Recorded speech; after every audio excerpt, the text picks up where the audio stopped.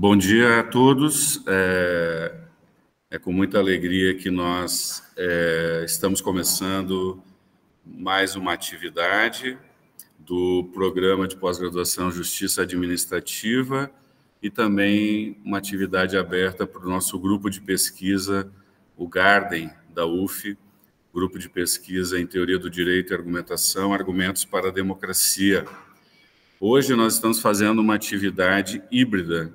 Ela é remota, para quem acolheu o nosso convite e está participando por meio do celular ou por meio do computador, e ela é também semipresencial para os alunos do mestrado em Justiça Administrativa, que estão em sala de aula aqui no auditório 1 da Faculdade de Direito da Universidade Federal Fluminense. Então, nós temos aqui uma turma que está tendo seu primeiro dia de aula da disciplina de hermenêutica, argumentação e fundamentação das decisões judiciais. E hoje nós estamos, então, começando essa semana, nós temos aulas segunda, terça, quarta, quinta e sexta, de manhã comigo, à tarde com a professora Claude. Então, nós estamos começando o nosso dia em grande estilo aqui com o professor e amigo Reginaldo de Souza Vieira. O professor Reginaldo de Souza Vieira, ele é de Santa Catarina, natural de Laguna, reside hoje em Criciúma, ele é professor da Universidade do Extremo Sul Catarinense, uma universidade na qual eu trabalhei por 15 anos, foi muito importante na minha trajetória profissional. E o professor Reginaldo, atualmente, ele é professor da graduação e do mestrado, que lá funcionam, né? E é coordenador, atualmente, do programa de pós-graduação em Direito da Universidade do Extremo Sul Catarinense. O professor Reginaldo, ele tem, né, o seu mestrado e o seu doutorado realizados pela Universidade Federal de Santa Catarina. Ele estudou no doutorado, ele estudou a participação social e democracia participativa dentro do Sistema Único de Saúde. Então, foi uma tese assim, muito importante que analisa uma das políticas públicas acopladas, né, à ideia de direitos sociais da nossa Constituição atualmente vigente, talvez uma das mais importantes, né, que é o Sistema Único de Saúde, que foi instituído pela nossa Constituição atual.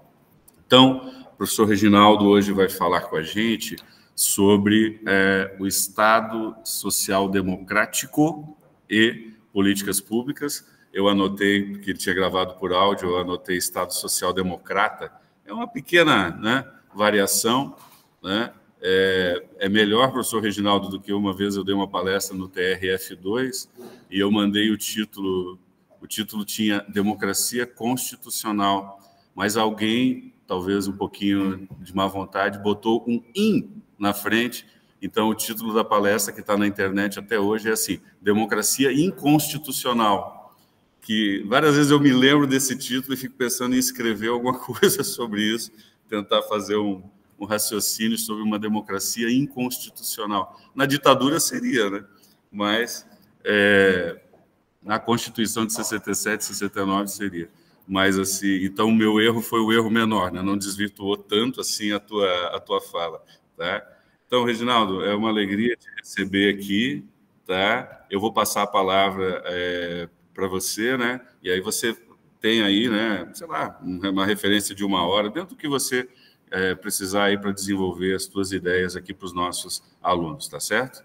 Muito obrigado por ter aceitado o convite. Primeiramente, bom dia, então, a todos, todas. Aproveito para cumprimentar o professor Carlos Magno, amigo de longa data, de trajetória acadêmica, de construção acadêmica. É uma honra poder partilhar e dialogar com você e com a turma nessa manhã. Como a aula vai estar disponível no YouTube, eu vou fazer uma autodescrição, né? Eu sou um homem branco, na casa dos 50 anos, cabelos castanhos, cabelo curto, olhos castanhos, sou com camisa azul com listras perpendiculares, né? Azul marinho. E eu sou pessoa com deficiência na forma da lei, tenho uma deficiência de um olho, deficiência visual desde os 4 anos de idade. Então, para a gente começar esse diálogo,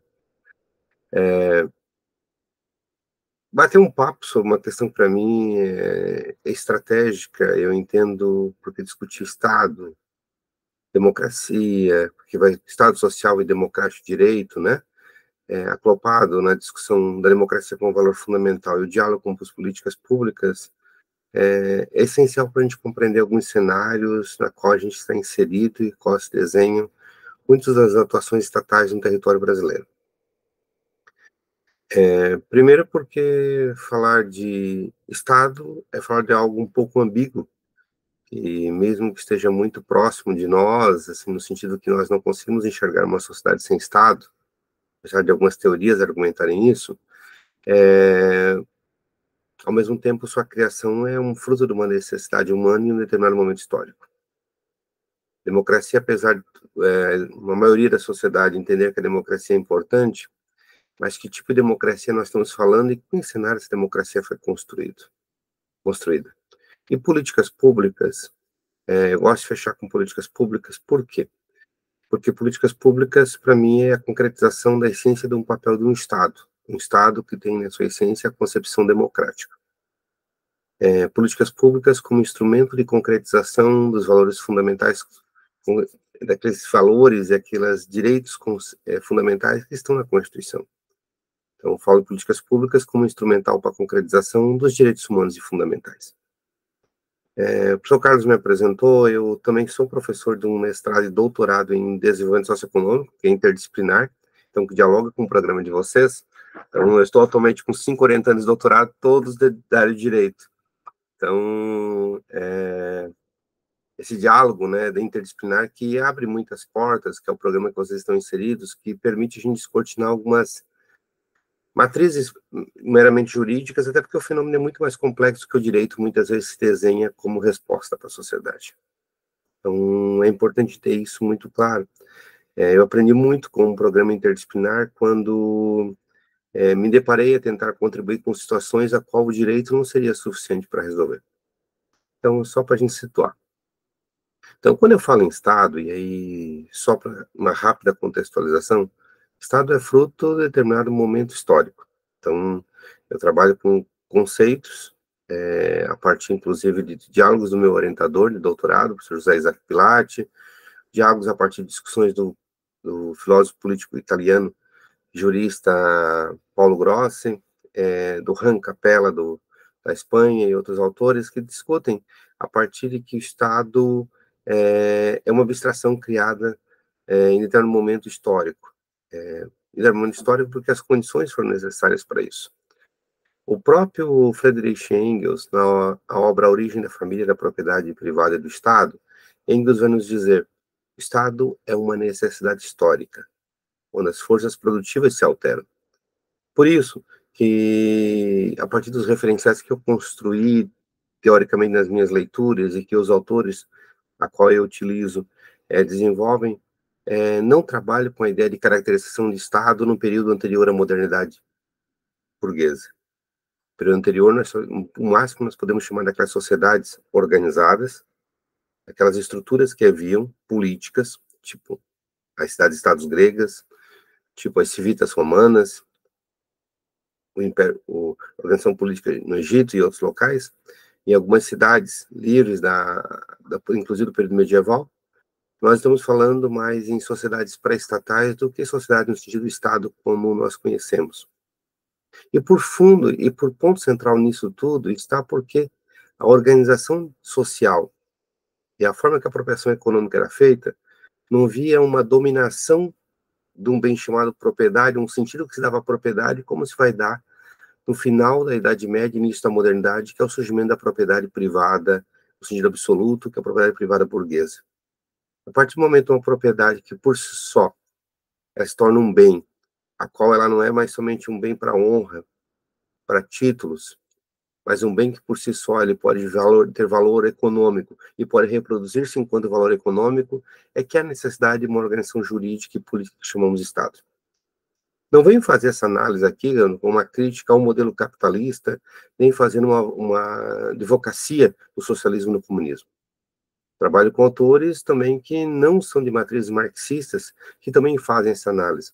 Uma análise que é uma necessidade histórica porque as forças produtivas mudaram.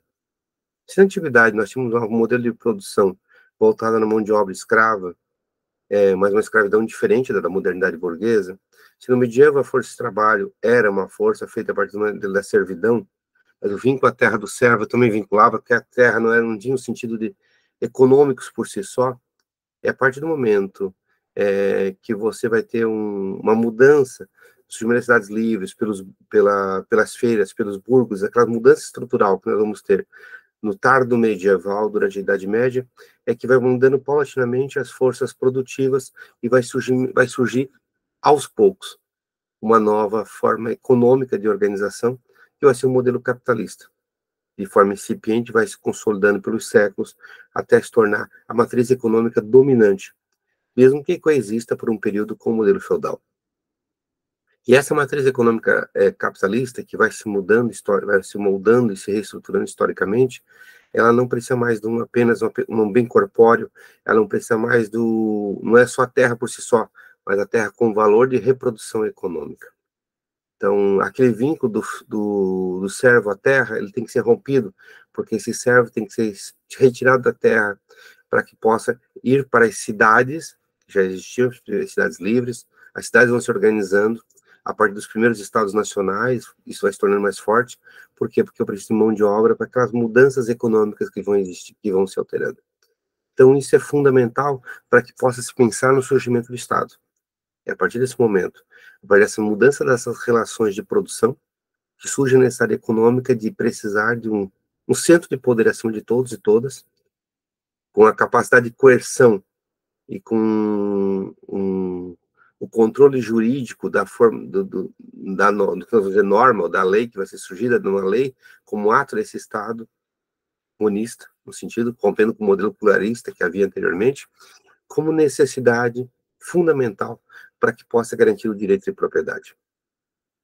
Como é que eu poderia garantir o direito de propriedade que surgia, a reprodução econômica, a garantia do lucro, se eu tivesse múltiplos centros de poder que rivalizariam entre si, que disputariam o poder entre si? Eu precisaria de um único centro de poder que pudesse dizer que o dono daquela coisa sou eu.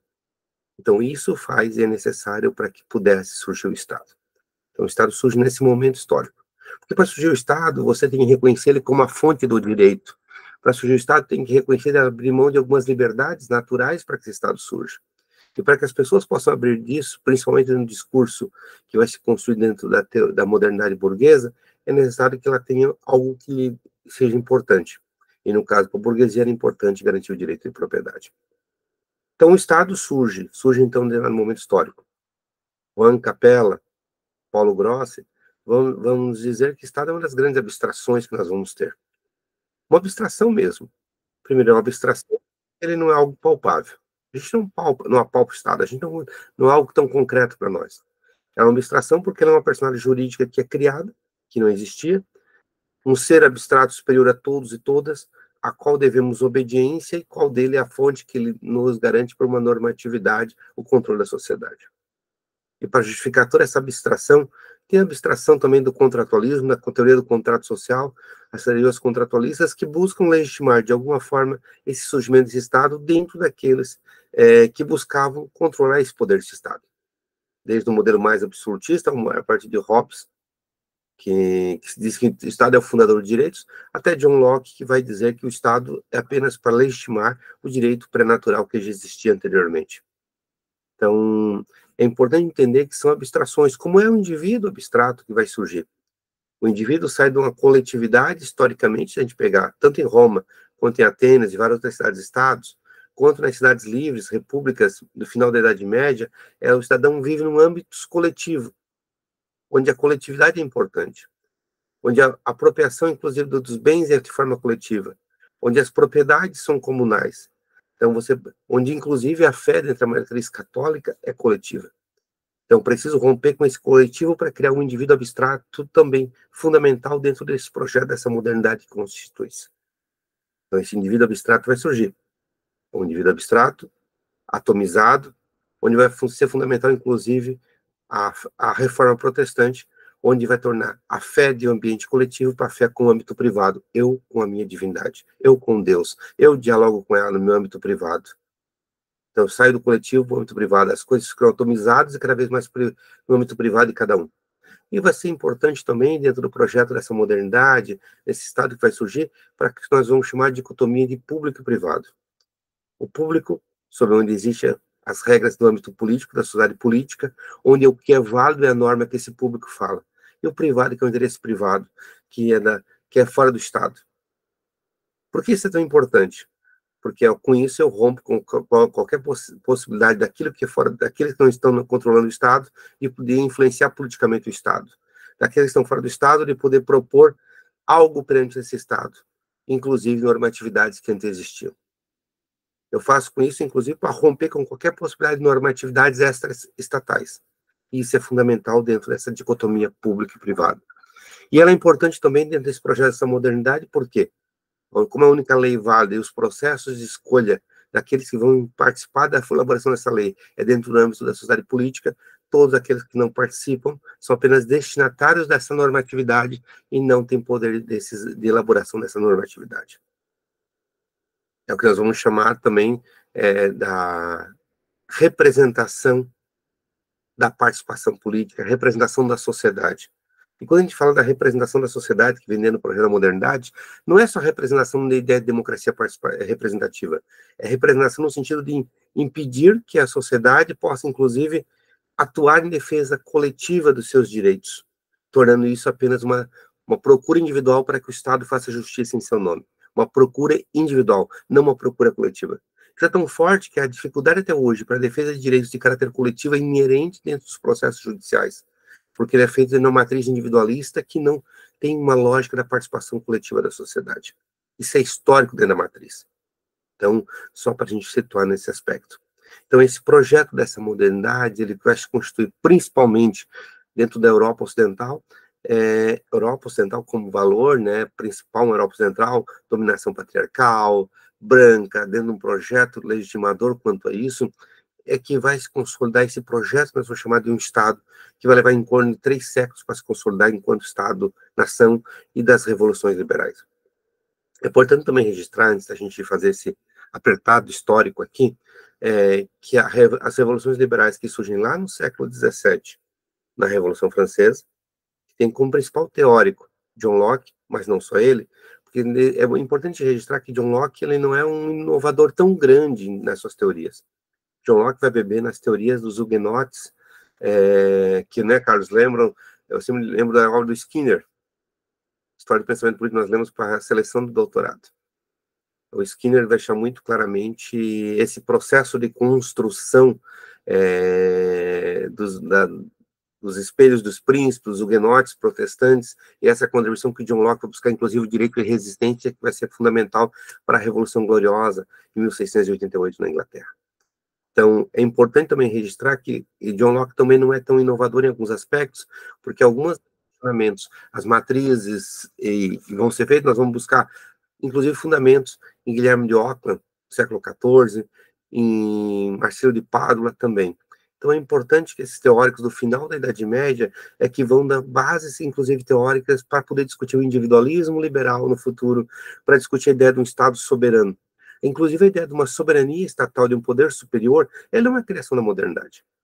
As bases fundamentais da criação de um Estado superior a todos, de um poder superior, eles são cunhados pela disputa entre os teóricos papais e os teóricos dos monarcas, no final da Idade Média, pelo controle terreno em relação ao espiritual, né?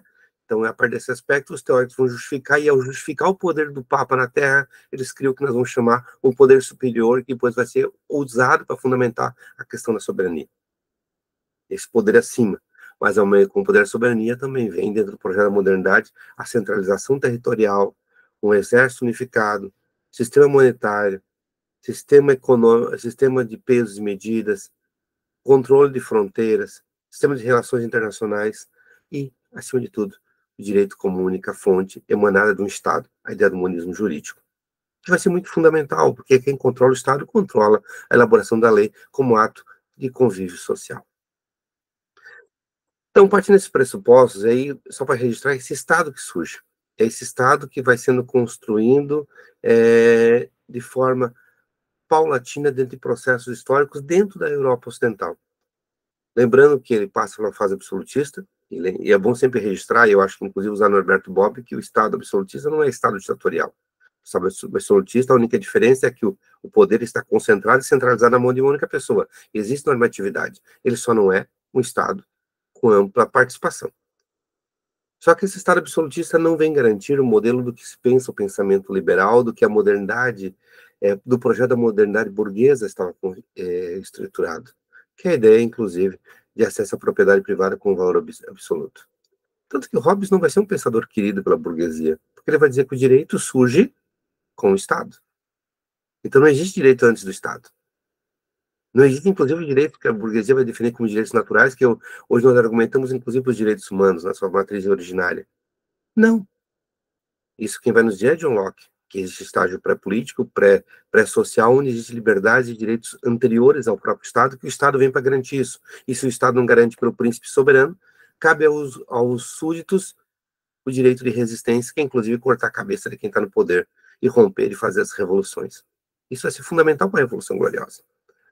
E lembrando que esse projeto que vai se construir com a Revolução Gloriosa e que vai terminar no Código Napoleônico, porque eu entendo que o projeto da modernidade burguesa, ele é um projeto que se consolida, que se estrutura principalmente no pensamento liberal com a Revolução Gloriosa, nos períodos anteriores à Revolução Gloriosa, e finaliza-se, pelo menos, com o Código Napoleônico, onde você busca a pacificar e dar uma resposta dentro do projeto da modernidade burguesa.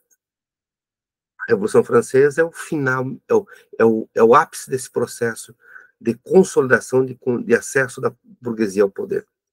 E dentro desse projeto liberal, você tem algumas características. Um individualismo muito forte, é o Estado onde o Estado mais protege o indivíduo, enquanto direitos negativos, um Estado individualista, um Estado que protege o indivíduo acima de tudo, quer dizer, os direitos negativos que a gente conhece, entretanto, é um Estado que se consolida pela ausência de intervenção total para romper com qualquer tipo de desigualdade social. Então, ele se consolida dentro desse projeto, uma matriz com o legislativo como valor fundamental, como principal poder dessa Constituição, dessa estrutura desse Estado liberal, porque é onde a normatividade burguesa vai ser construída a partir do monismo jurídico e do Estado como ele é único, legítimo, aquele que pode aplicar a coerção, como nos vai dizer o Max Weber. Então, a partir dessa construção desse caldo, é que também se constitui também um outro recorte que eu gostaria de dizer para vocês. É também uma tentativa, e você pode ver, inclusive, a ideia dos teóricos, né? Luzes, iluminismo, ilustração, ou seja, tem uma matriz ideológica muito forte em relação ao período medieval. Luzes às trevas. Inclusive, o próprio modelo contratualista é período anterior ruim, período bom igual. Liberdade natural não é tão legal, liberdade civil que vem do Estado é que importa. Porque eu preciso legitimar esse projeto e para isso eu tenho que fazer dicotomia com o anterior. Então, isso é fundamental dentro desse projeto da revolucionário da modernidade liberal burguesa. E ele traz uma ideia também de participação democrática. E que democracia que ele vai nos trazer? Primeiro porque é uma releitura, não é nem uma releitura, é uma transposição daquilo que se interessa do modelo da antiguidade. Aquilo que se interessava, com os olhares da modernidade. E aí você consolida uma ideia da democracia representativa liberal. Quero registrar para vocês que a gente fala muito que a democracia representativa está em crise. Eu entendo que a democracia representativa liberal, ela já nasceu em crise. Ela não está em crise. Ela já nasceu, o germe da democracia representativa liberal já tinha, na sua essência, a ideia de crise. Por quê? Primeiro porque, a partir do momento, principalmente porque ela foi pensada, ela fez promessas que ela não poderia concretizar naquele modelo. Porque ela funcionou muito bem, a democracia representativa liberal, no seu modelo clássico, dentro de um processo onde só homens brancos com posses, dentro de um clube, decidiam o que era importante para uma nação. A partir do momento que eu amplio a participação política das pessoas, não porque os donos do poder queriam ampliar, mas por causa da organização da sociedade, você garante direitos dos homens do direito de participação política dentro desse modelo democrático representativo, dos homens sem posses no final do século XIX na Inglaterra, vai se estendendo. As mulheres, pela sua luta social, a partir do século XX, conquistam o direito de voto. Depois, negros e negras, indígenas. E você vai incorporando todo mundo.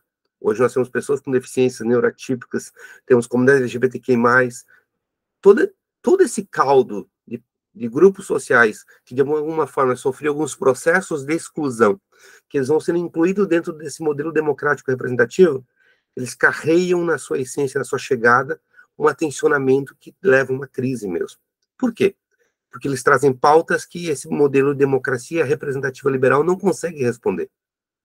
Eles trazem questionamentos de complexidade que o modelo foi feito dentro de uma paisagem muito simples, onde só haviam determinados grupos que poderiam controlar o poder. A partir do momento que eu trago outros grupos, eu tensiono esse modelo da representação liberal. Por isso que ele está em crise.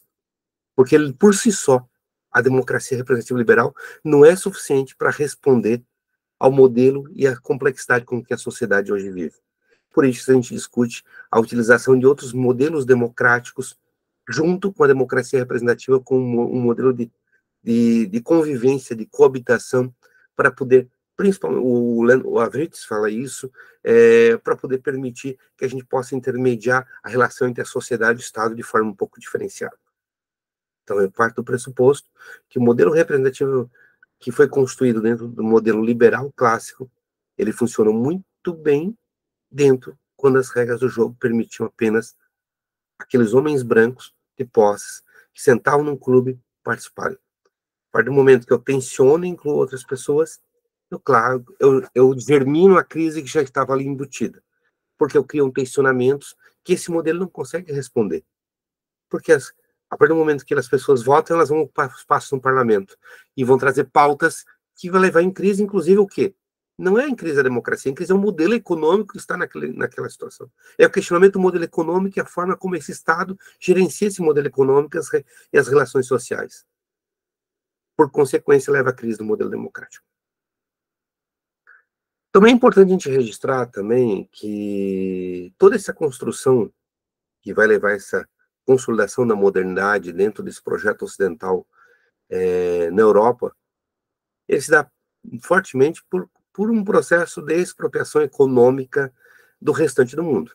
Então, não existe condições de ter feito o salto qualitativo fundamental que foi a Revolução Industrial na Europa Ocidental, principalmente na Inglaterra, na França, nos Países Baixos, né? Sem que houvesse a expropriação econômica das Américas, a expropriação econômica da Ásia, da África, da Oceania. Essa expropriação econômica, essa transferência de riquezas para a Europa vai ser fundamental para ter capital necessário para ter condições de fazer a Revolução Industrial que mudou todas as relações de produção.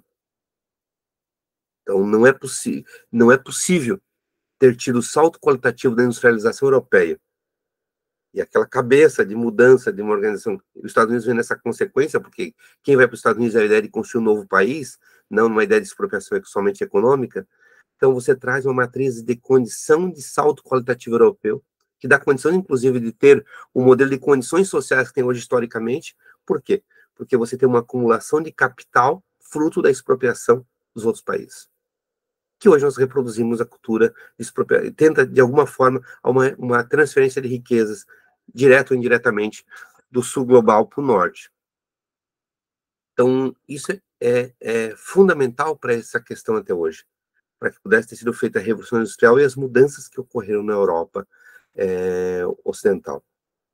Entretanto, essas mudanças econômicas e a própria Revolução Industrial vai ser o processo que vai levar ao próprio questionamento do modelo do Estado liberal clássico, do modelo da representação liberal clássica, do modelo de participação clássica liberal, restritiva da democracia representativa liberal, que vai ser o surgimento que nós chamamos, que vai ser o processo que vem, principalmente no início do século XIX, com base principalmente nas ideias do marxismo, nos textos de Marx e Engels, que vai ser os processos das revoluções socialistas, que Temos alguns exemplos de socialismo real, ou Estado, ou capitalismo de Estado, termos que nós vamos ter, mas, entretanto, uma das grandes frutos dessa contribuição vai ser o tensionamento e a necessidade de que os detentores do poder que controlam o Estado europeu ocidental cederem e reconhecerem o que vai ser o processo de construção,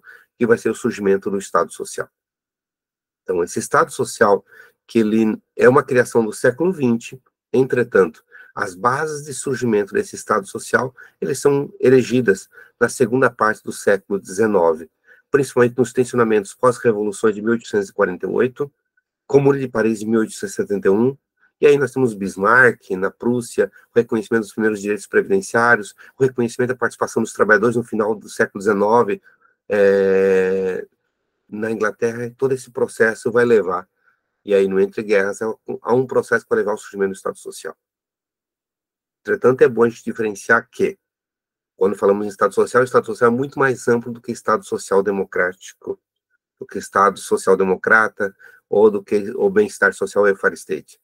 Enquanto o bem-estar social welfare state, Estado Social Democrata, ficam mais atinentes a uma matriz mais econômica, meramente simples, o Estado Social, que tem essa base também econômica e social, ele é mais amplo porque ele é um processo constitucional que reconhece um paradigma novo de organização de direitos. Nós temos países que aplicaram teorias do welfare state, ou do Estado do bem-estar social, que isso não está nem constitucionalizado, tipo os Estados Unidos, um exemplo que em alguns momentos que aplicou, inclusive, alguns modelos keynesianos em alguns momentos históricos, e tem alguma matriz keynesiana, principalmente quando os democratas estão no poder. Entretanto, não está constitucionalizado. A constitucionalização enquanto um Estado social de direito, ele só vai ser possível a partir de algo mais amplo, que nós temos o exemplo da Constituição de Weimar, temos o exemplo da Constituição mexicana, principalmente pós Segunda Guerra Mundial, algumas experiências que vão constitucionalizando de forma paulatina esse Estado social de direito. E é importante também registrar, eu sei que vocês são alunos de mestrado, mas vocês trazem toda a histórica de leitura, e eu não estou aqui para, estou aqui, eu acho, para reforçar e alguns elementos que vocês já conhecem. Lembrando também, e é bom sempre frisar, quando eu falo em Estado Social, não estou falando em Estado socialista. Quando Estado Social, eu estou falando em Estado capitalista. O Estado Social é a humanização do modelo capitalista, uma atenuação das explorações clássicas do modelo capitalista. Em nenhum momento o Estado Social se chama Estado socialista. Estado Social não é uma negação das conquistas liberais. Ele atenua dois elementos centrais da conquista, do modelo liberal, que é a ideia da função social, a propriedade com valor absoluto, tirando uma função social, mas dependendo da interpretação jurídica depois, o que é essa função social, ou ficar uma constitucionalização, muitas vezes, difícil para instrumentalizar depois, e a ideia de uma atenuação na contratuação, principalmente na relação de trabalho, apesar que nós vivenciamos reformas trabalhistas muito recentes e criaram com categorias de trabalho aí que é indiscutível se nós ainda conseguimos manter aquela matriz. Então, só para a gente situar aqui, e também quando nós estamos falando em Estado Social, nós não estamos falando de um único modelo de Estado Social, são Estados sociais. Um Estado Social na Europa, com um Estado Social no Brasil e em outros países, tem uma diferença muito grande, né? Mesmo na Europa, os países escandinavos têm uma realidade diferente dos outros países. Então, entender que não tem um único modelo unívoco quanto a aspecto. Então, é a partir dessa constituição, dessa construção, que vai se consolidando esse projeto de um Estado social, que vai tendo um processo de constitucionalização paulatina, e que, principalmente após a Segunda Guerra Mundial, se tornar muito mais forte, principalmente no processo de reconstrução da Europa, com o dinheiro dos Estados Unidos, que refinanciou esse processo de reconstrução da Europa, Plano Marshall, etc., e que a partir desse processo de reconstrução foi fundamental ter a União Soviética do outro lado.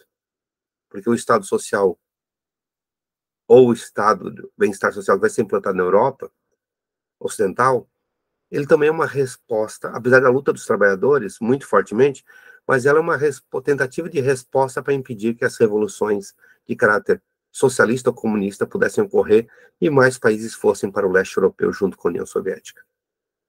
E aí também nós vamos ter uma realidade que, para a classe trabalhadora, vai ser muito vantajoso esse aspecto. E a classe trabalhadora vai começar, se meus filhos conseguem ter acesso, eu tenho acesso à participação política, eu tenho acesso a bens e serviços que eu não tinha anteriormente. Tenho uma matriz econômica interessante, uma renda econômica interessante. Tenho a possibilidade de um benefício previdenciário que pode me dar uma vida digna no futuro. Meus filhos podem cursar a universidade, têm acesso a serviços e alguns sistemas públicos de saúde ou semipúblicos, acesso à educação pública e outros serviços públicos. Por que eu vou fazer a revolução para poder romper com a União Soviética, para romper e estar com a União Soviética, outro modelo socialista ou comunista, que poderia ser um salto para um desconhecido, quando eu tenho algo concreto, que é um modelo que me garante uma vida digna. E a partir disso também a gente vai apaziguar os processos revolucionários da Europa. Mas isso, volta um ponto, isso só foi possível ser construído dentro principalmente, com as condições financeiras que foram disponibilizadas para essa reconstrução da Europa. E depois a organização da classe trabalhadora, acesso aos cargos públicos, tudo isso que foi tanto fundamental. E aí esse processo vai se consolidando, esse modelo tem uma vida interessante de consolidação na Europa, começa a ser meio que exportado para alguns locais, meio de forma incipiente, mas ele tem uma crise fortemente, que é a crise do petróleo da década de 70, que vai respingar e vai fazer com que novas teorias vão surgir, que é o neoliberalismo, que também já ouviu falar, que é com base em Hayek, a Escola de Chicago, que vão usar o laboratório, por exemplo, do Chile, durante a ditadura de Pinochet, o neoliberalismo na Inglaterra, a quebra dos sindicatos, a implantação com Ronald Reagan nos Estados Unidos, e é um processo que vai sendo exportado pelo mundo e que reformula todas as relações que nós conhecemos de forma geral. E aí nós chegamos ao que nós hoje questionamos, aqui onde nós estamos, se nós estamos em que modelo nós estamos hoje Estado.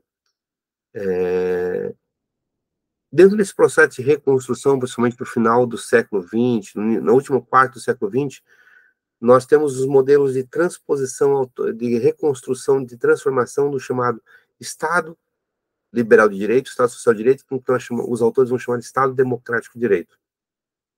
Eu uso a expressão, eu gosto muito da expressão Estado social e democrático de direito. A nossa Constituição trouxe a expressão Estado democrático de direito. Estado social democrático, ele está na Constituição espanhola.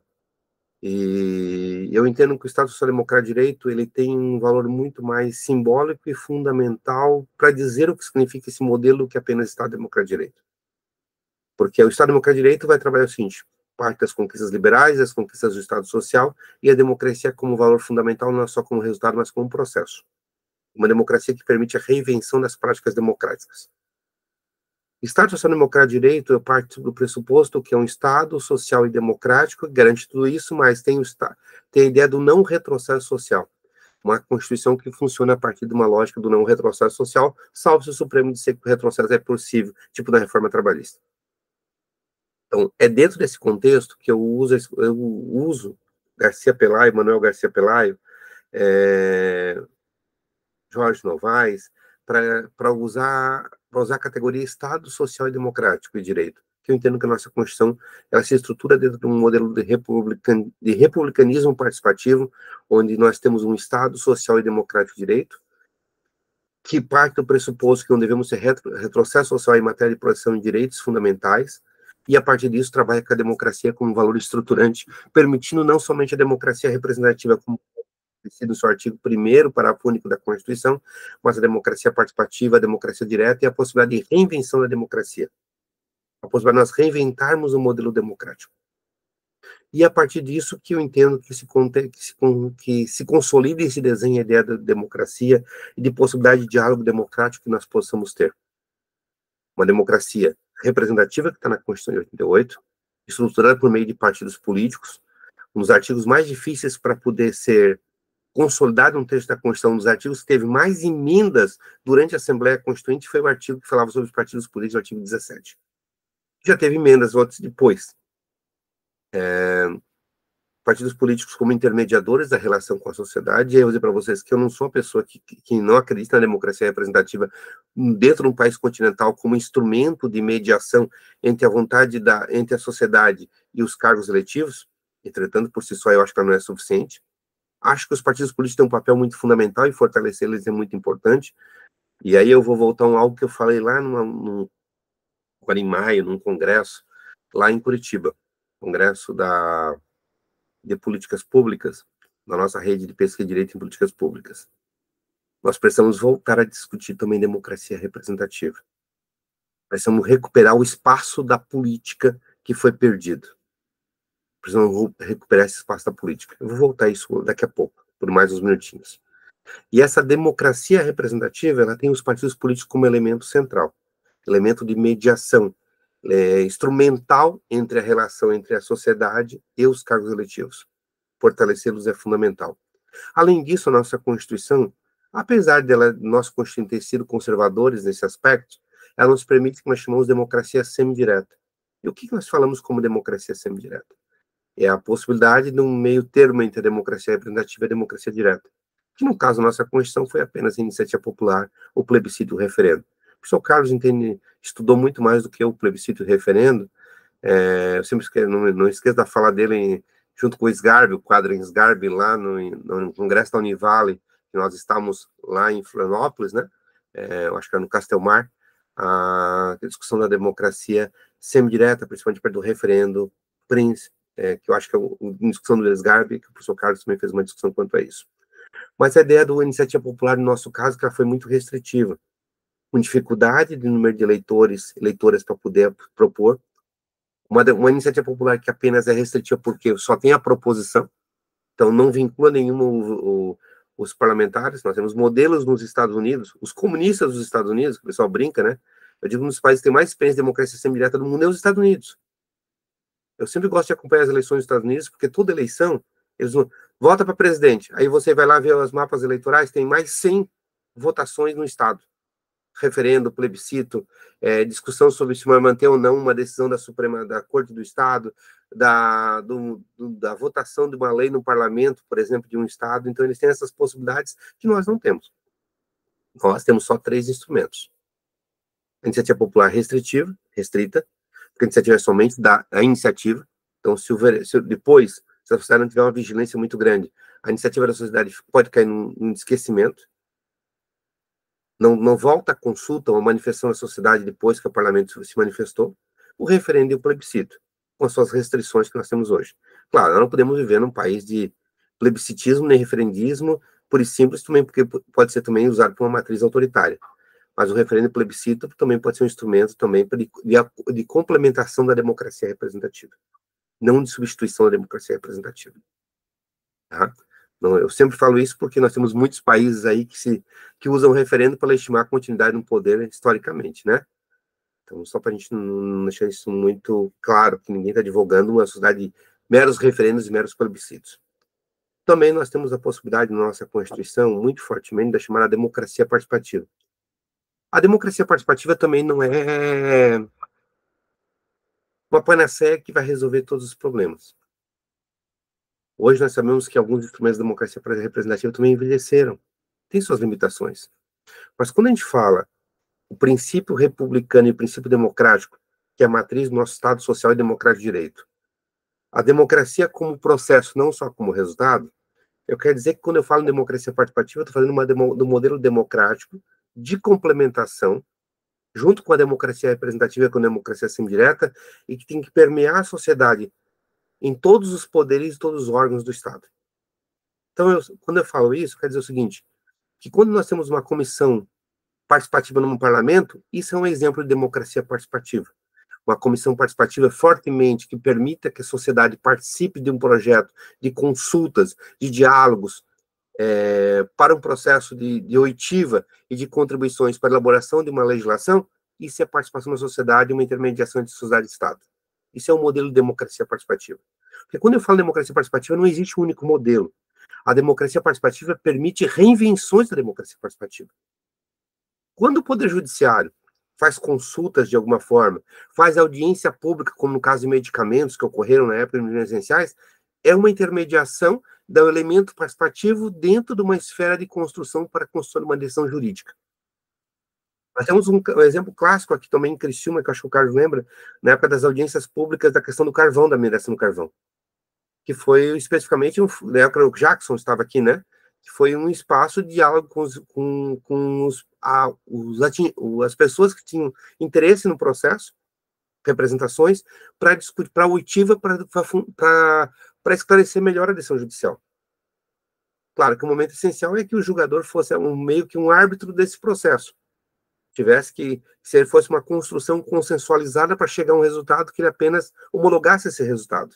Eu acho que a gente pode ser que chegue em algum momento a esse aspecto. Por enquanto, acho que a gente não conseguiu chegar.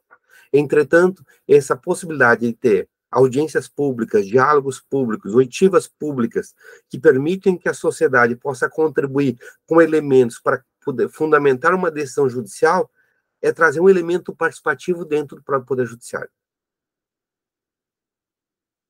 Então, o Ministério Público, com alguns diálogos que faz com a sociedade. Então, todos esses processos são elementos que quer dizer o seguinte: o Tribunal de Contas, quando dialoga com a sociedade, então, o elemento participativo democrático, ele não é apenas uma ideia de um conselho ou de uma conferência no âmbito do Executivo. Ele pode permear qualquer um dos outros poderes. E no caso específico do Executivo, isso é muito mais forte, onde você tem a experiência por meio das políticas públicas, da ideia das conferências e dos conselhos. Conselhos da Comunidade em Execução Penal é um elemento participativo também, tá, Aline? Isso é um exemplo. Então, assim, esse é um processo que pode ser reinventado. Ele é um processo que permite reinvenção. E aí eu trago a ideia muito fortemente, é o que mais nós conhecemos, que é a ideia das conferências, dos conselhos, dos orçamentos participativos, das audiências públicas. Audiências públicas é um exemplo de democracia participativa em qualquer esfera de organização estatal, seja no âmbito distrital, municipal, estadual, federal. Audiências públicas, seja no judiciário, no executivo, no legislativo, ou em outro órgão essencial do Estado, ele também é um exemplo de democracia participativa. Claro, e quando a gente fala em audiência pública, tem que tomar cuidado para não ser audiência pública meramente formal, como ocorre muitas vezes. São apenas os interessados mobilizados pelo município, em um horário que é difícil para a sociedade participar, apenas para garantir formalmente não ter nenhuma anulação daquele ato, porque a legislação exige. Que existe muito disso. Nós temos os exemplos clássicos do orçamento participativo, surgido principalmente a partir dos governos populares em Porto Alegre, e foi um exemplo aplicado e replicado por vários partidos no Brasil, que já tiveram, que hoje está um pouco mais em refluxo, mas que tem poucas experiências hoje, mas já foi muito mais consolidado, e que em vários países europeus conseguiu, pelo mundo ainda, ter exemplos de aplicação. Inclusive ter sido premiado pela Conferência Habitat 2 como os exemplos para o âmbito do direito à cidade e participação. Nós temos também a ideia e hoje nós temos os planejamentos participativos também que permitem isso. Nós temos as conferências, que são momentos a partir de demanda política, volta um ponto, política pública, eu trabalho em política pública, como no conceito de que é a ação do Estado para a concretização dos seus cumprimentos constitucionais, principalmente a partir dos direitos fundamentais. Não quer dizer que todas as políticas públicas obrigatoriamente têm que estar com base em direitos fundamentais, mas uma grande parte delas estão com base em direitos fundamentais. E política pública também pode ser constituída enquanto ação do Estado, política pública, olha o termo, política. O público vem, mas a política, essencialmente, ele vem a partir do quê? Pode ser constituída também com ou sem a sociedade.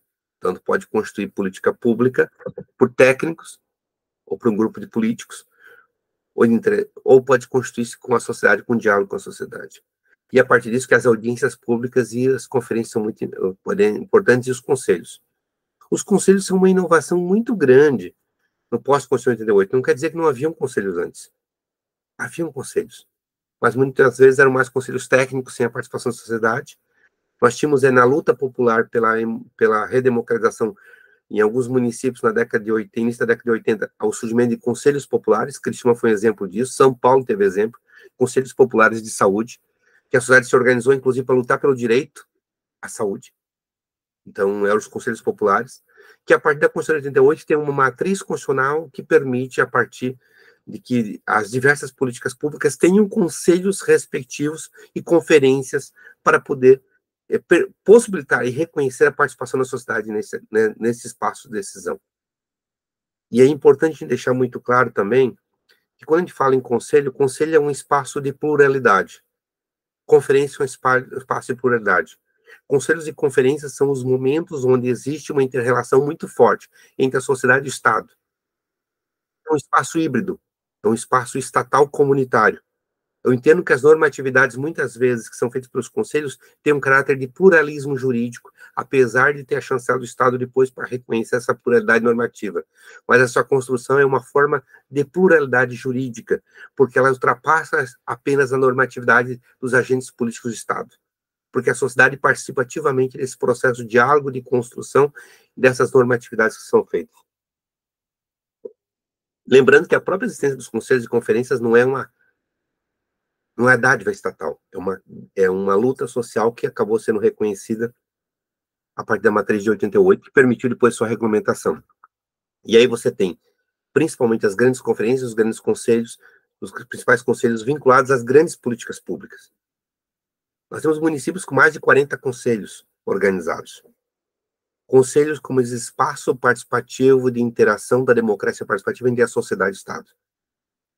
Conferências como esses momentos a cada 2 ou 4 anos, depende do tipo da normatividade e regulação, a qual a sociedade, de acordo com as regras do jogo, usuários, os trabalhadores, os prestadores de serviço, no caso da saúde, e os agentes do Estado, se reúnem para balanço e avaliar aquela política pública, por exemplo, pela saúde, a cada 4 anos, da base até a esfera federal.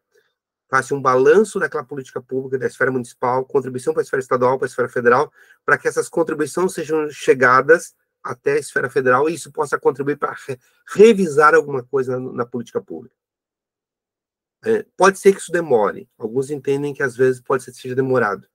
Mas eu digo para vocês que nós temos várias alterações, inclusive na política pública de saúde, em várias ações do Sistema Único de Saúde, inclusive na organização dos conselhos, que isso veio por meio de conferências, que às vezes levaram 2 conferências para poder isso ser reconhecido na normatividade. Mas que essa normatividade é fruto de uma construção da sociedade. Mas é muito importante também registrar que o espaço da democracia participativa, seja por conferências, conselhos, audiências públicas, orçamento participativo, planejamento participativo, eles são cada vez muito mais fortalecidos em governos que acreditam que a democracia é um valor fundamental de uma sociedade e que valorizam a ideia de um Estado social e democrático de direito. Nós temos um exemplo muito recente nesse país de um governo que assumiu o poder e um dos primeiros atos que ele fez foi acabar com o caráter deliberativo de todos os conselhos, tentativa de acabar com o caráter deliberativo de todos os conselhos de direitos na esfera federal. Ou transformá-los no Frankenstein, reduzindo a participação da sociedade. Todos aqueles conselhos que eram meramente por decreto administrativo do executivo, eles perderam o caráter, perderam o caráter deliberativo ou reduziram o tamanho de participação da sociedade, dos representantes da sociedade. Os que mantiveram aqueles que tinham lei federal e as quais o próprio Ministério Público Federal teve, a parte da subprocuradoria, que ajuizar a ação para poder garantir o caráter deliberativo, tipo o Conselho de Direitos da Pessoa com Deficiência. Nós temos um exemplo num município aqui no sul da França, eu sempre brinco isso, que o prefeito, todas as 2 vezes que ele assumiu, ele já assumiu 2 mandatos, agora ele não está nem no poder, né? Agora em outro local, teve um problema no processo judicial, ele não está agora, está afastado, que todas as 2 vezes que ele assumiu, ele mandou projeto para poder tirar o caráter deliberativo dos conselhos de direitos que tinham nesse município. Tem um artigo que eu escrevi como orientanda sobre isso, e concretamente, ele só não conseguiu tirar aqueles que tinham lei federal que garantia o caráter deliberativo. Por que é importante o caráter deliberativo? Deliberativo quer dizer o seguinte, consultivo, tu dá conselho, ouve quem quer e acabou. Deliberativo, tu decide e tu vincula. E se alguém não respeita, tu procura teu Ministério Público ou tu tem fundamento para judicializar. E isso também é uma característica de modelos mais autoritários, né? De gestores mais autoritários. Porque no âmbito das políticas públicas, fortalecer a democracia participativa significa partilhar poder. Porque a política pública construída com diálogo com a sociedade significa um espaço de partilhamento do poder. Porque quanto mais você cria espaço participativo, mais você está partilhando poder. E quem não acredita na ideia da democracia como valor fundamental, ele não vai criar partilhamento de poder. Ele não vai querer fortalecer partidos políticos para que a representação política seja mais forte e possam ter maior pessoas se apropriando dos espaços de decisões políticas. Ele não vai querer que se fortaleça a democracia participativa porque eu posso criar pessoas mais conscientes que possam participar das decisões e, inclusive, influenciar as decisões e tomarem decisões que não é só o que me interessa. E tem tantos gestores municipais que não concordam com a ideia de não querem fortalecer os conselhos. Porque o conselho é um espaço de partilhamento do poder. Porque a audiência pública é um espaço de partilhamento do poder. Porque você chama a sociedade. E quando você chama a sociedade, você tem que estar ciente que muitas vezes não vai ser a sua vontade que vai prevalecer. Porque abrir o diálogo tem que estar aberto dentro de certos parâmetros, não vai tem que ter regras estabelecidas, tem que ter aquelas regras estabelecidas, aqueles procedimentos. Você tem que estar ciente que se você pode, a sua proposta pode não ser a que vai passar. E se um gestor ou uma gestora não tiver essa consciência disso, claro que, ou ele não acreditar nisso, claro que ele vai querer enfraquecer esses espaços participativos. Vocês tentem imaginar hoje que nós temos no Brasil em torno de 50 mil conselhos. Se cada conselho tiver 10 pessoas, são 500 mil pessoas participando de alguma forma de espaço de participação democrática. Se esses conselhos funcionarem, não é só o seu fruto de resultado, mas um processo de educação política, nós podemos transformar muito desse espaço da apropriação do espaço público, porque é um espaço de aprendizado de apropriação do espaço público e de influenciar as decisões no espaço público.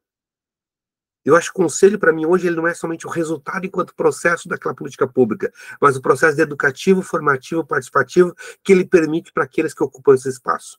Claro que ele tem vícios já. Claro que tem vários conselhos que reproduzem a lógica da democracia representativa. Tem vários conselhos cartoriais. Tem pessoas que utilizam o espaço de conselhos para tráfico de influência. Existe tudo isso. Existem líderes de entidades que se tornam donos das entidades e ficam eternamente naquelas entidades. Entretanto, é uma tentativa de ampliar o espaço de participação para a democracia representativa. E eu quero ainda aproveitar para deixar para vocês que eu entendo que tem um outro elemento muito importante hoje que nós temos chamada tecnologias de democracia digital. Não advogo, não defendo que a democracia eletrônica pode substituir os outros modelos democráticos.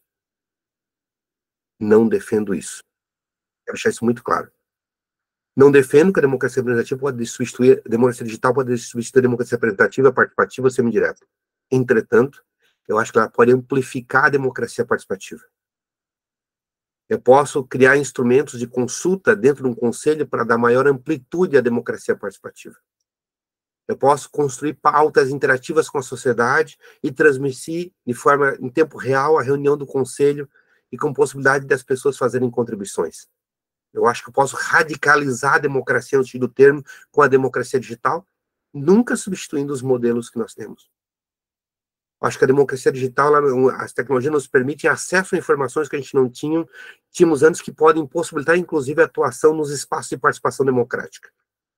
E eu acho isso muito fundamental, para que mais pessoas possam participar dos diálogos no âmbito das políticas públicas. Entendo que as políticas públicas é o locus fundamental para que a sociedade, no âmbito municipal, possa participar dos processos de condução para a melhoria da vida delas. As políticas públicas é o locus principal onde nós possamos aprofundar os espaços de democracia participativa e influenciar como essa política pública, enquanto serviço público, vai ser executada para a sociedade. Com a sociedade e para a sociedade. E não somente para a sociedade.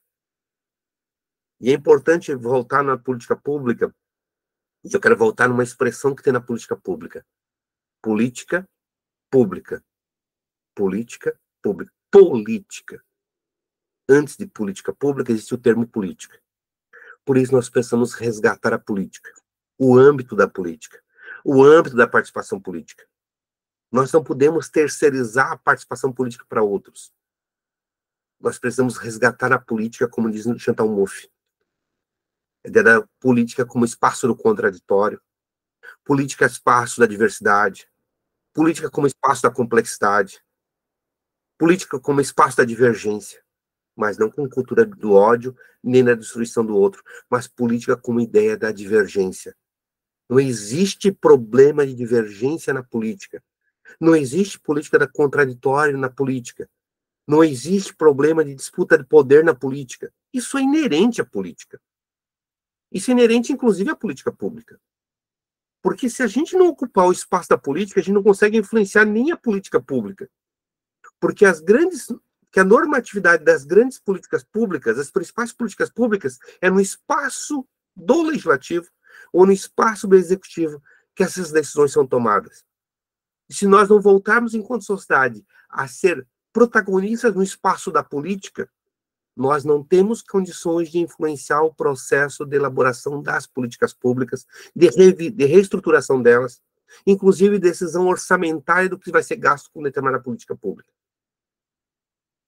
O individualismo nos últimos anos, fruto inclusive de uma sociedade cada vez mais afastada da participação, que fica mais em redes sociais, mais em recortes de reprodução de redes sociais, que não se aprofunda, tem feito uma sociedade que dá muito pitaco na política, mas pouco está se aprofundando de ocupação do espaço da política. De grupos que estão conversando mais entre grupos fechados, como se fossem seitas fechadas que não dialogam entre si. Porque não tem nenhum problema de pensar diferente. Eu sempre volto a um ponto que, quando eu ocupei por um período um espaço no Legislativo Municipal, nós éramos 3 partidos diferentes, de 3 ideologias diferentes, éramos 4, no universo de 15, e éramos oposição. Nós tínhamos que aprender a dialogar entre nós e buscar aquilo que nos unificava, aquilo que nós éramos pauta comum dentro da nossa diversidade. E é isso que nós temos que aprender. Porque o espaço do parlamento, os espaços de diálogo, de participação democrática, seja em conselhos, em conferências, em parlamentos, em audiências, é o espaço do contraditório. É o espaço de olhar olho no olho e dialogar. Mesmo que seja pela forma tecnológica, porque vocês estão enxergando um ao outro assim, de forma síncrona. O problema é quando se fica somente em guetos tecnológicos conversando entre si.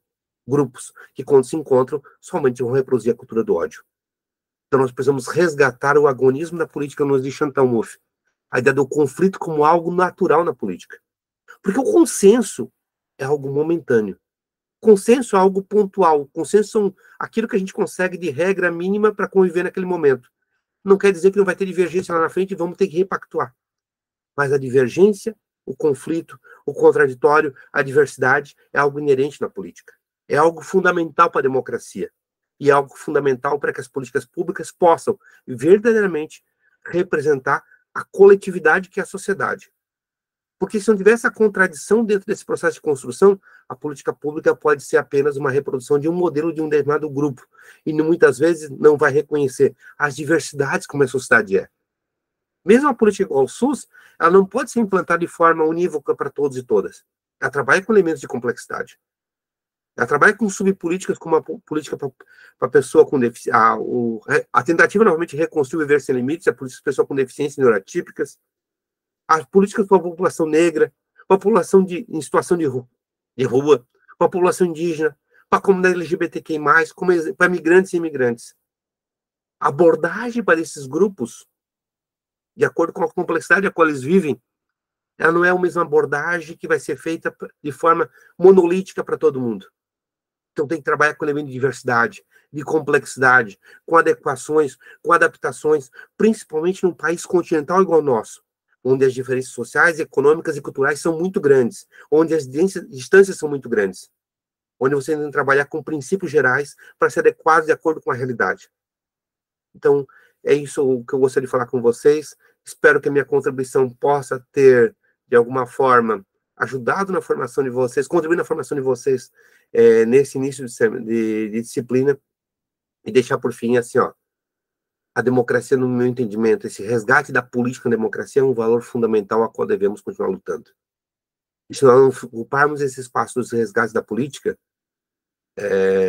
nós teremos a nossa democracia, como alguns dizem muitas vezes, sequestrada, as nossas políticas públicas afastadas de nós, porque o interesse econômico consegue chegar no gabinete do ministro, do secretário.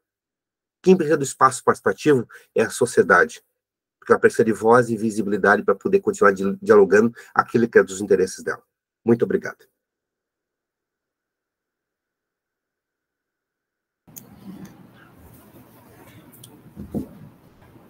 Aplausos virtuais aí, professor Reginaldo. Muito obrigado, Reginaldo, pela tua fala, né? Muito interessante, né? E muito apropriada aqui para o nosso começo de trajetória na nossa disciplina, né?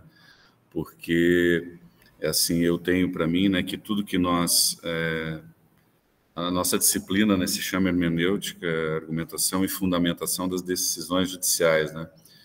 Tudo que eu quero evitar é uma abordagem técnica, né, desse problema, porque esse problema ele tem que ser inserido dentro de um contexto, né, um contexto mais ampliado, para que a gente possa ter na formação, né, dos pós-graduandos a abordagem crítica. Nós temos que construir uma mentalidade crítica, uma visão crítica. É por isso que nós militamos, né, na docência, para que as pessoas tenham capacidade sempre, né, de pensar por si próprios. E para isso a gente tem que, né, ler muito e adquirir um referencial teórico, né? E essa tua abordagem, eu acho que ela vem, né, bem a calhar, porque ela se insere bem na reflexão, que eu acho que é a reflexão do momento atual aqui no nosso país, né? Que é a questão da reconstrução do projeto democrático de 1988, que sofreu um risco muito grande durante 4 anos, né? E agora nós ganhamos a oportunidade de retomá-lo e talvez aprofundá-lo. Tomara que não estejamos apenas vivendo um intervalo, né, dentro desse processo de degradação institucional. Eu não sei se tem alguém que gostaria de fazer alguma pergunta. Eu imagino que esse modelo, que é um modelo assim, meio presencial, meio remoto, ele pode travar um pouco mais, né, as pessoas. Eu deixo aqui aberto, né, para os nossos alunos, né, se eles quiserem fazer alguma indagação, é só vir aqui. Vem aqui então, pode vir aqui. Já temos aqui uma voluntária para fazer uma pergunta. Depois eu comento também o que está nas mensagens no chat, tá? Isso. Nossa, que vergonha agora, fica botar a cara assim. Senta aqui. Ao confessionário. Ao confessionário. Exatamente. Bom dia, Brasil. Tudo bom, professor? Inicialmente, gostaria de agradecer. A aula foi muito enriquecedora em todos os sentidos. Eu acho que a gente começa o mestrado aqui na UF com uma grande palestra, né? E a minha dúvida é o seguinte, né? Partindo dessa concepção, a gente já teve alguns textos aqui para ler, né? E eu já me adiantei e já li alguns. Partindo da concepção de que a democracia ela não seria uma escolha pela maioria, mas sim uma forma de respeito, talvez, às minorias, e também diante de uma concepção de que a democracia seria um meio para que a gente pudesse resolver os conflitos de todos aqueles que estão, né, que são partícipes do governo, vamos botar assim, né, nesse sentido de participação.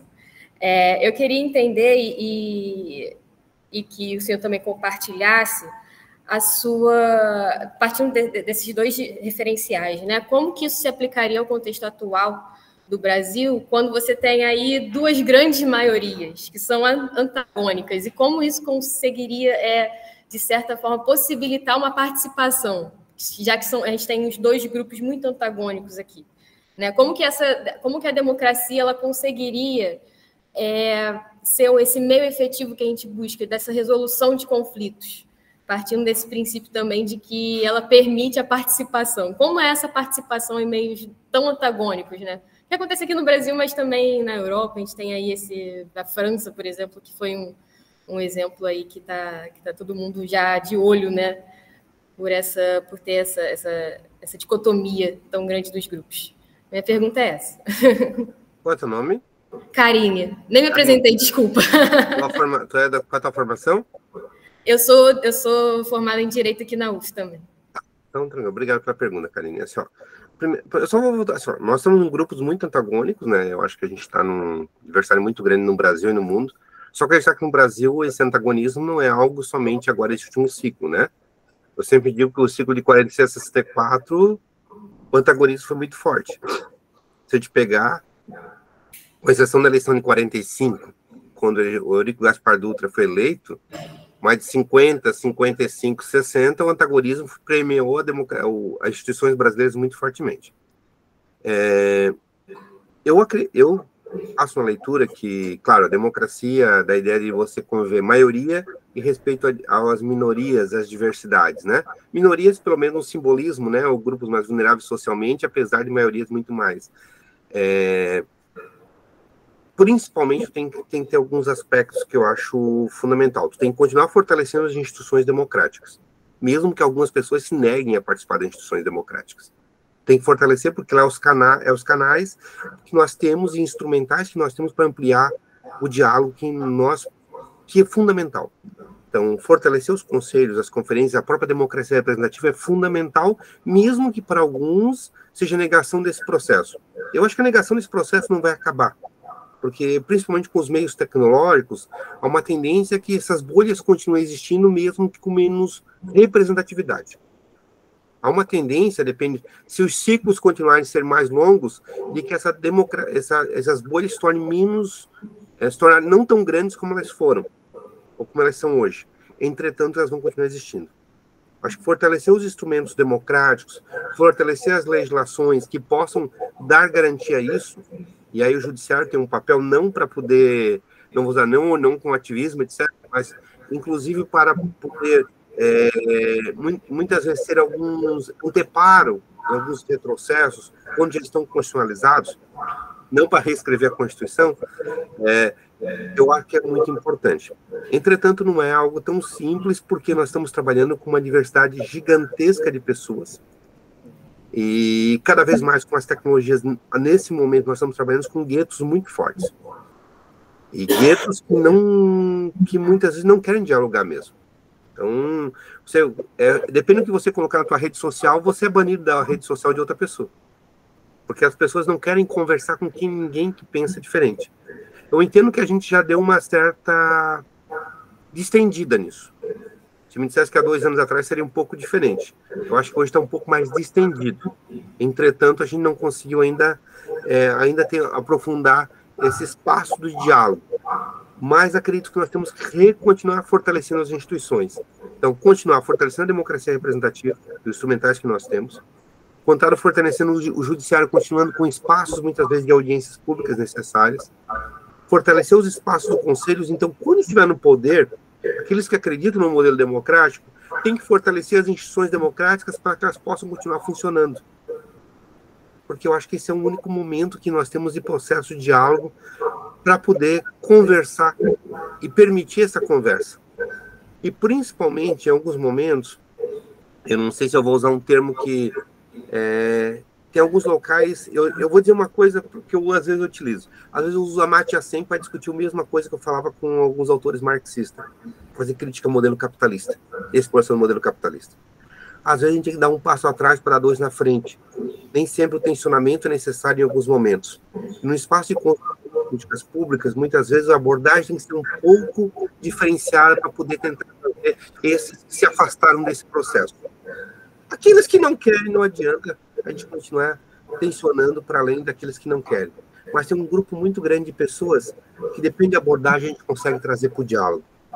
E para demonstrar para essas pessoas que a gente convive entre nós em sociedade, convivemos juntos, somos vizinhos, moramos no mesmo município, no mesmo país, no mesmo estado, e nós temos que buscar algumas regras de convivência mútua para a gente poder não se destruir.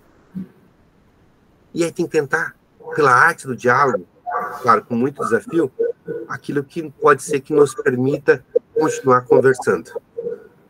Não tem uma resposta para ti quanto a isso, porque eu acho que é um dos grandes desafios que nós temos hoje. Esses são os grandes desafios. Eu acho que mesmo a democracia sendo a ideia de respeito entre minoria, tem um momento que a democracia tem que ter a maioria, tem que decidir dentro da democracia representativa, mesmo na participativa. Mas é importante que a gente faça um processo de discussão democrática que busque ter o maior número de representatividade dos segmentos sociais existentes. Então, eu acho isso muito fundamental.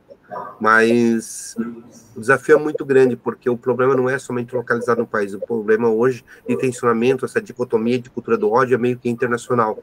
A França conseguiu, como alternativa, a partir de um diálogo que envolveu do centro, da direita democrática ao centro e à esquerda, uma verdadeira construção de um consenso mínimo para garantir os basilares de uma democracia que eles sentem como fundamental.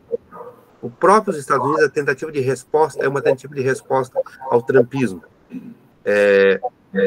Entretanto, mesmo no Brasil hoje, nós temos um governo de centro. Então, sei que alguns têm outra opinião, mas eu acho que nós temos...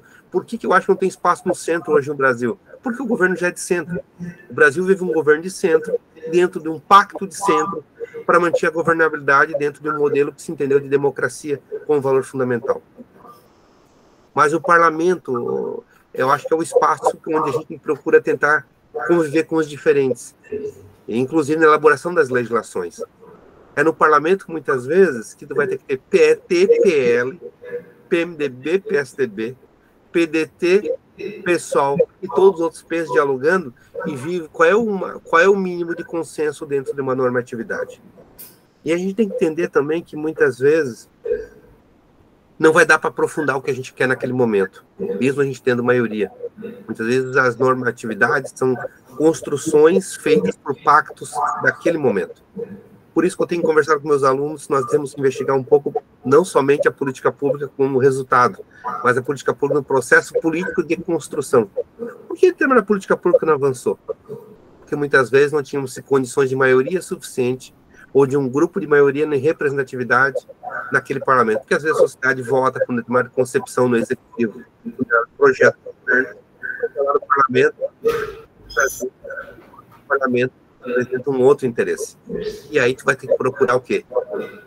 A convívio entre o parlamento nacional e o executivo e o judiciário, o Supremo Tribunal Federal hoje, é a verdadeira arte do diálogo da política. O mínimo de convivência possível com pessoas que pensam totalmente diferentes. Eu acho que eu não te respondi, mas o que eu consigo te responder nesse momento, porque é uma situação assim, ó, que é outra palestra, literalmente, outra abordagem, tá? Sim, te agradeço, professor, muito obrigada, viu? Tá bem. A Aline colocou a analogia ao Brasil atual com o parlamento, individualista, o judiciário, né? Muitas vezes o judiciário, a ideia é que muitas vezes os parlamentares, os próprios partidos transferem ao judiciário a responsabilidade deles de tomar decisões políticas. Algumas judicializações da política, muitas vezes, é transferir ao judiciário uma responsabilidade de não tomada de decisão. Porque, às vezes, os parlamentares não conseguem decidir e provocam o judiciário para que o judiciário tome uma decisão por eles, né? E aí, até nós estávamos conversando numa banca de um orientando meu, que o professor Carlos participou, né? Sim, o Blacklash, né? E, literalmente, nós temos um ponto a ter que contar. Até onde vai essa esfera coletiva do judiciário de poder de decisão, né? Também tu coloca a ideia dos conselhos da comunidade na execução criminal, que são importantes e fundamentais, nesse aspecto, é um espaço de participação também. Legislações que modificam sem, por exemplo, constelação familiar dentro do SUS, sem discutir com os técnicos. Eu acho que é um espaço, quando a gente tem uma política pública, é um espaço que tem que ter um diálogo entre técnicos, trabalhadores daquela área, a sociedade e os agentes políticos, tá? Desse processo deve ser construído. Sim, a representatividade dominante sempre deve lutar para reduzir a participação. As enquetes do Senado são uma forma de consulta. As próprias consultas da Agência de Saúde Suplementar para mudar a normatividade são espaços de consulta também. Pode não ser a matriz mais ampla de participação, mas é uma forma de consulta e que está vinculada à ideia do princípio democrático, à ideia do Estado Social Democrático de Direito.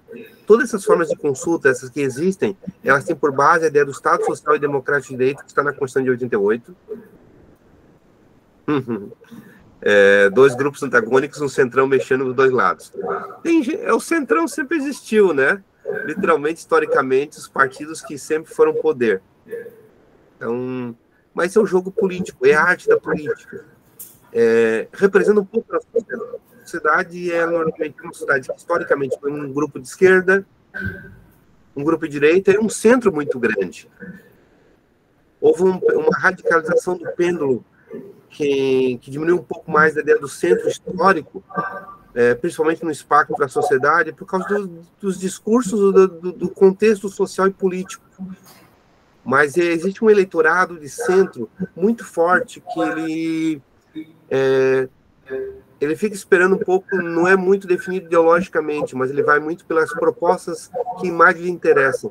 Por isso que você vê que muitas vezes grupos de esquerda, quando chegam ao poder, eles usam gestões, muitas vezes se aproximam mais do centro, como muitas vezes alguns grupos de direita, quando chegam ao poder, usam práticas de gestão que se aproximam mais do centro. Nós tivemos no último período algum exemplo de radicalidade muito grande no discurso, não no radicalidade na raiz do problema, mas um extremismo muito no discurso por uma pauta muito eleitoral em algumas pessoas. Entendo que tem pessoas que defendem essa cultura do ódio muito fortemente, mas tem alguns que se pautaram principalmente por pautas eleitorais. Tem muitos governadores desses estados que surfaram muito mais na onda, mais por interesse para garantir as eleições, porque são políticos históricos de centro. E não vai muito longe. Tá? Vamos lá. Tá certo. Bom, Reginaldo, você estava falando ali, só uma última ponderação, né, sobre a questão, né, que a democracia liberal está sempre em crise, né? O Adam Przeworski, né, que tem esse sobrenome difícil de pronunciar, né, cientista político, né, ele tem um livrinho que ele lançou agora, nessa época de falar muito em crises da democracia, ele tem esse livrinho, né, e ele explica, né, que, na verdade, a democracia e o capitalismo eles têm uma grande incompatibilidade, né, porque o capitalismo é o regime onde poucos têm acesso à propriedade e a democracia você dá poder para muitos, né, e isso gera o quê, né, gera a explicitação do conflito que acontece dentro do capitalismo. E a gente percebe, né, que essas crises, que elas são permanentes, são frequentes, realmente a democracia é um sistema político dinâmico, né? não é estático, né? Como dizia o Lefort, é um sistema histórico, né? Ele a todo tempo apresenta, né, as suas nuances, as suas diferenças, mas eu vejo que nos últimos 100 anos, né, nós tivemos, claro, muitas vezes respostas a essas crises que foram respostas brutais, né? Golpes, ditaduras e tal. Mas nós tivemos assim dois momentos, né, em que se tentou fazer algum arranjo institucional para tentar conter a força da democracia, né? E a primeira delas foi lá nos anos 20, nos anos 30. Isso quem afirma é o Kelsen, né, naquele livro dele sobre a democracia. Ele fala que quando houve o aumento, a expansão do sufrágio, que como você fala, né, você traz o povo para dentro das instituições, o povo traz as suas demandas, né? Você traz a mulher para dentro do voto no parlamento, e até dentro do parlamento, vem as questões de gênero. Você bota o negro dentro do voto e dentro do parlamento, você traz as reivindicações, né, desse segmento social. Você traz o pobre para dentro do voto, né? E aí a primeira resposta foi o corporativismo, né? O corporativismo era uma proposta, vamos dizer assim, mais civilizada do fascismo, né? Civilizada no sentido de que tinha uma nuance institucional, né? Ou seja, vamos abandonar o parlamento esse liberal e vamos ter parlamentos corporativistas, né? E esse momento foi lá nos anos 20, 30, na época fazia sucesso. Tem um livro de um cara chamado Manuelesco, que é o Estado Corporativo, que é dos anos 30, foi traduzido para o português, que expressa bem isso. E na época o Kelsen foi um dos que se levantou dizendo, não, pera lá, né? Isso aí é um problemão, né? E eu vejo, né, Reginaldo, e turma, né, eu vejo que hoje a gente se encontra num momento parecido, né? Ou seja, quando a gente observa especialmente o Brasil, a Constituição de 88, ela tem muitas coisas assim impressionantes, né, que fazem dela a nossa melhor Constituição até agora. Pode vir outra melhor, mas das que nós tivemos, ela é a melhor. Tanto no seu processo de produção, quanto no resultado. Mas o que é fundamental na Constituição de 88 é que ela fez a maior expansão do sufrágio realizada até então, né? Porque lá atrás, na época do Império, quando já se sabia que ia ter que libertar o negro da escravização, foi aprovada uma lei chamada Lei Saraiva, né, que proibiu o voto do analfabeto, que antes não era proibido.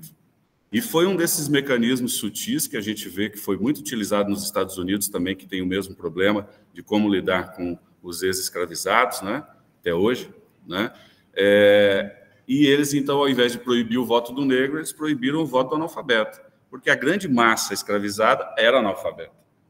E veja que isso foi uma pegadinha que foi colocada lá em 1885 e que ficou até 88. E em 88, né, a mulher já tinha sido permitido votar em 32, né, houve uma expansão contínua do sufrágio, mas em 88 foi a máxima, né? E aí, o que se construiu, né, como reação a essa democratização a partir da ideia da expansão do sufrágio, né? O Hirschel, né, o Han Hirschel, né, que é um canadense que escreve sobre a juristocracia, né, ele diz: construiu-se no Ocidente, inclusive no Brasil, um sucedâneo lá do corporativismo, né? Na época era o corporativismo para segurar essa força das reivindicações do povo, né? E agora nós temos o quê? A construção também institucional de uma juristocracia, né? Ou seja, uma colocação, né, do Poder Judiciário como uma instância moduladora, né, das reivindicações sociais, né? Eu entendo, eu penso, né, que quando você fala da recuperação do papel da política, né, isso dialoga muito com essa ideia de que hoje, muito mais do que Alexandre de Moraes versus Musk, né, Bolsonaro versus Lula ou versus Barroso, ou quem seja, né, na verdade, o pano de fundo, que é meio sofisticado, sutil, difícil de perceber, né, é uma tentativa de colonização do político pelo jurídico, né, porque o jurídico ele é imune, né, aos mecanismos democráticos de controle do poder, né, porque os juízes, todos eles, né, não são eleitos, né, não são submetidos a um controle como os políticos são submetidos, né? Então eu vejo que hoje nós vivemos muito essa dificuldade, né?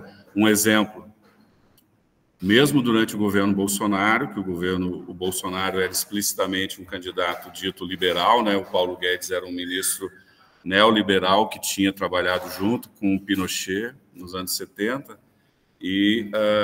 mas mesmo no governo Bolsonaro, que foi um governo de muitos retrocessos, como você assinalou bem na questão da cultura de participação popular na definição de políticas públicas, foi conseguido aprovar um piso da enfermagem. Depois da comoção da pandemia, o pessoal ia bater palma na janela para os enfermeiros que estavam arriscando a própria vida para salvar a vida dos outros, né? E foi aprovado um piso da enfermagem. E o que aconteceu, né? Logo em seguida, judicializaram, caiu com o Barroso liminarmente, uma decisão individual, suspendeu tudo, né? Uma política pública que é típica de direito social, né, de redução da desigualdade social, aprovada pelo parlamento, sancionada por um presidente que, a princípio, seria contra esse tipo de política, né? Mas, enfim, naquele contexto ele aprovou, mas foi contida pelo judiciário. Então, me parece que a gente hoje vive um quadro parecido nesse sentido com o dos anos 20, né? Em que o corporativismo era mostrado como um mecanismo das elites se defenderem das demandas populares, e hoje a juristocracia aparece um pouco assim. Queres comentar alguma coisa a respeito disso para a gente fechar, para também não abusar muito do teu tempo? Carlos, eu acho que tu trouxe vários elementos muito importantes. Pela primeira altura, acho que a ideia da democracia, essa defesa da democracia, a crise da democracia representativa, está bem nessa essência do modelo capitalista, sim, até porque se no início eram só homens de posses que decidiam num clube, que eram os proprietários que decidiam, tu não podia ter uma crise. Mas a partir do momento que você intenciona e amplia a participação por uma conquista, você leva a crise porque você vai questionar, inclusive, a forma como se apropria economicamente os recursos públicos. E aí você mexe com regulação, inclusive, do direito de propriedade, que isso vai ser o tensionamento no modelo capitalista, né? Porque o capitalismo, ter democracia ou não ter democracia, é algo secundário. Pode discutir que o liberalismo econômico até pressupõe uma maior livre iniciativa, o liberalismo... Mas o capitalismo, enquanto essência econômica, o capitalismo convive com a ditadura e com a democracia se for mais interessante. Se a ditadura for mais importante para reproduzir o capital e ampliar o lucro, qual é o problema? A democracia pode ser um problema. A alternância de poder pode ser um problema para o capitalismo quando isso pode ter impacto na apropriação econômica do lucro. Literalmente é isso. Então, isso são exemplos muito... A gente pode dar exemplos até no próprio Brasil. Essa alternância no poder é ruim para o mercado. Se tal ganhar, vai diminuir a margem de lucro das empresas, as empresas vão sair do país. Isso é uma chantagem econômica do capital. Literalmente, enquanto a própria democracia e a alternância no poder de um país soberano. Literalmente. E, especificamente, eu acho que traz também um outro exemplo, o caso específico do piso da enfermagem foi clássico, né? Porque aí foi questionado pela associação principalmente dos hospitais privados, a associação que questionou, Barroso deu uma liminar, no final foi construída uma consensualização, né? Até que ele estendeu a liminar, uma regulamentação do governo Lula, que hoje tem um piso, mas tem que fazer muitas concessões para que isso fosse regulamentado. Porque o contexto fez com que o presidente anterior sancionasse algo mesmo que não acreditasse naquele modelo, tendo em vista o processo que a sociedade levou, o reconhecimento desse grupo de trabalhadores e trabalhadoras como essencial e fundamental dentro da área da saúde. Entretanto, liminarmente, o judiciário, no caso especificamente do ministro Barroso, considerou uma liminar, sem fazer, inclusive, que ele poderia ter não considerado liminar, e ter aberto uma audiência pública para ouvir as partes interessadas e dialogar quanto a isso e buscar a construção de um consenso, de uma construção. Mas antes disso, ele concedeu a liminar. Suspendeu, ele foi suspendido e chama uma audiência... Não, suspendeu, literalmente. Então, isso já ocorreu em vários momentos, principalmente em direitos sociais. Eu acho que até o próprio Rodrigo, naquela reunião, na nossa aula, né, na nossa banca, o professor Rodrigo, que é um juiz trabalhista, que é do nosso PPGD aqui, então na banca o professor Carlos participou, o que está ocorrendo em vários direitos trabalhistas, que a interpretação que o TSE deu, o Tribunal Superior do Trabalho deu e o Supremo deu, é flagrantemente inconstitucional, mesmo contra a própria Constituição. Entretanto, por que essa decisão ocorre? Por que nesse tipo de decisão não existe uma comoção tão grande da mídia? Porque o interesse econômico está envolvido, literalmente. E a ideia de que reduzir os custos do capital, mesmo que sejam custos da sociedade, isso é muito grande. É interesses que tem muito envolvidos. Até porque, principalmente quando a gente fala em políticas sociais,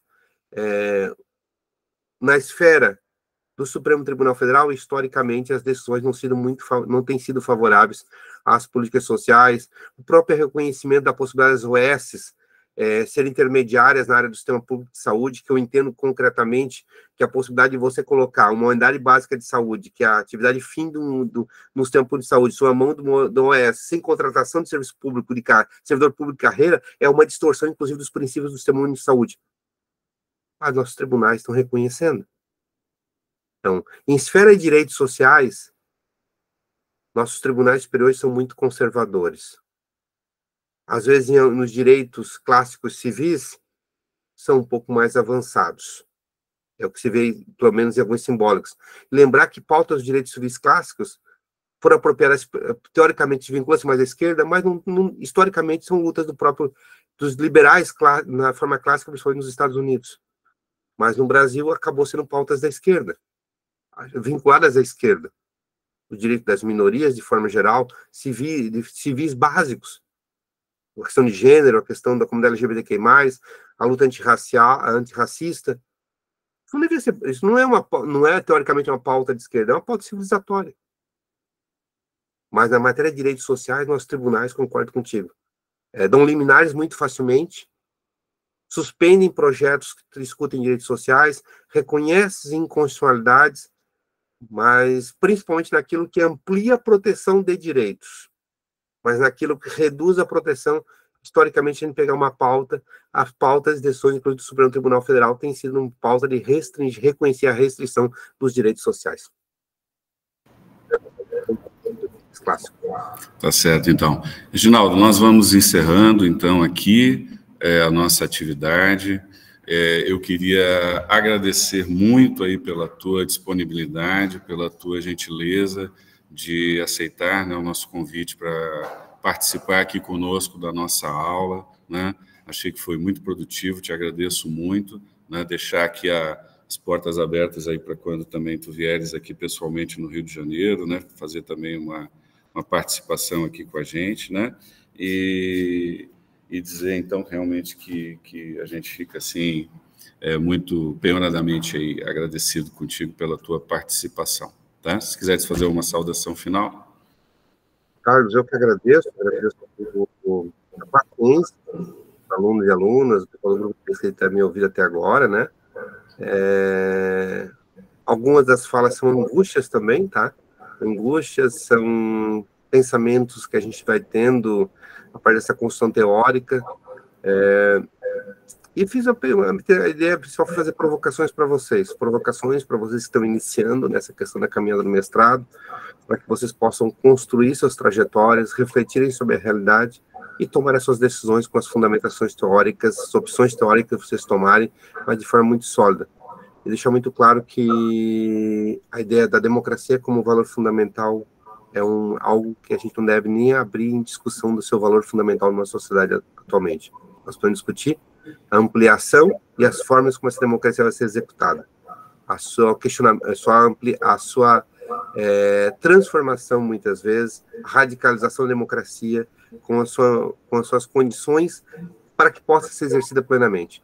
Agora, abrir diálogo, ou permitir ou discutir diálogo, onde a democracia se considera como valor, o não reconhecimento da democracia, eu acho que isso aí é algo que nós devemos, enquanto cidadãos, enquanto acadêmicos, lutar contra isso de forma veementemente, porque é a democracia que nos permite que nós possamos dizer o que nós estamos dizendo aqui hoje. Nós vamos dialogar dentro da vida acadêmica e ter o espaço de cátedra, o espaço de diálogo, o espaço de diversidade. A democracia que nos permite que nós possamos não só pensar, mas opinar de forma diferente e mostramos que temos olhares diferentes sobre o mesmo objeto, que precisamos refletir para buscar soluções, as melhores soluções dentro que possam impactar e melhorar a vida das pessoas. Muito obrigado a todos e todas, desejo uma excelente semana, um grande abraço para vocês e até outro diálogo, tá? Fiquem bem. Valeu, obrigado então, professor.